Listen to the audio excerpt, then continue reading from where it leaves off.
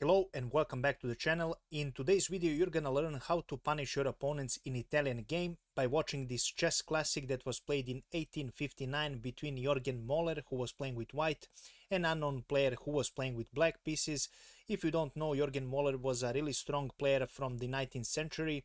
He won Nordic Championship multiple times and he's a really nice player to learn from, especially Italian game. He was also a chess innovator and his famous Moeller attack is happening in Italian game, and his Moller's defense is happening in Spanish game. You probably sometimes notice that, or you played one of those lines.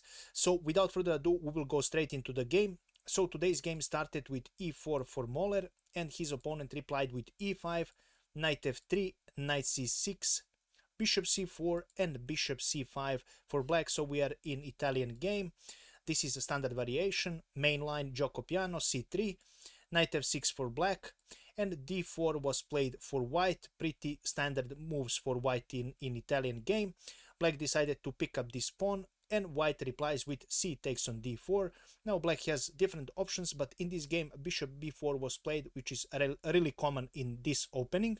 White now plays knight c3, and black decides to pick up this pawn since it is free, but only for a moment. Of course, you cannot pick up this because your king is pinned.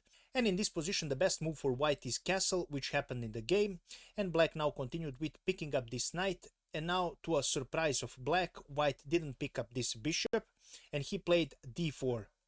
In one of previous games, I mentioned here that, for example, if you pick up this bishop, black cannot pick up this pawn with his knight because now we have queen e1 check and this knight will fall, so this is bad for black. So that is the reason why after bishop c3 d5 was surprising move, and this is actually part of Moeller's attack with d5.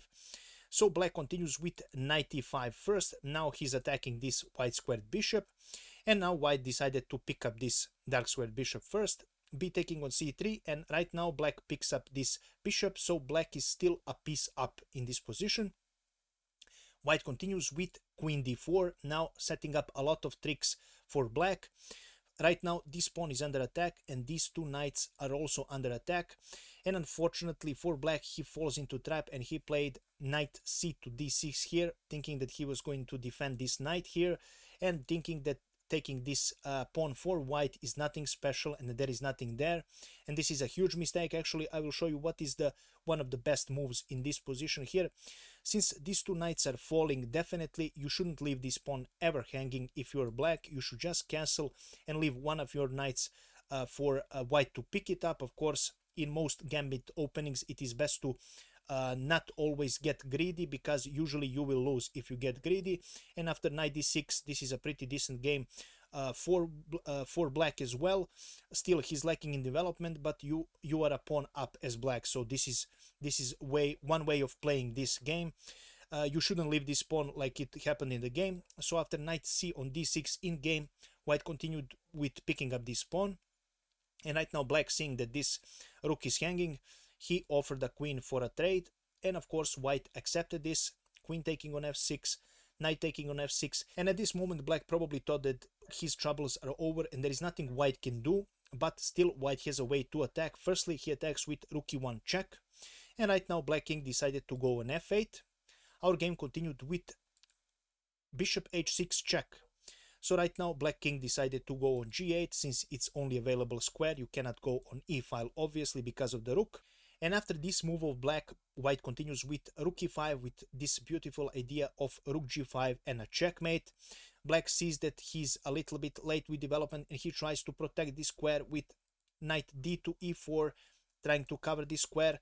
But right now white continues his attack with knight to d2, now pressuring this knight and trying to get him to move and release the protection of this g5 square. Our game continued with d6, attacking this rook, and after knight picking up this knight, black decided to resign because there is nothing he can do and stop a checkmate. For example, I will show you, if he decides to pick up this rook, then we have a beautiful knight taking on f6 is a checkmate, and if he doesn't want to pick up this rook after knight taking on d4, simply we have a rook g5 checkmate, and there is no way of stopping this. Whatever the black does, checkmate is inevitable. And this is all I prepared for you today. If you enjoyed this game, please make sure to leave a like, comment and share the video as it helps me a lot. Also, please let me know your comments about this game, about Moeller's attack, if you enjoy playing it, or Italian game in general. Thank you so much for watching, and we will see each other in the next video. Bye bye.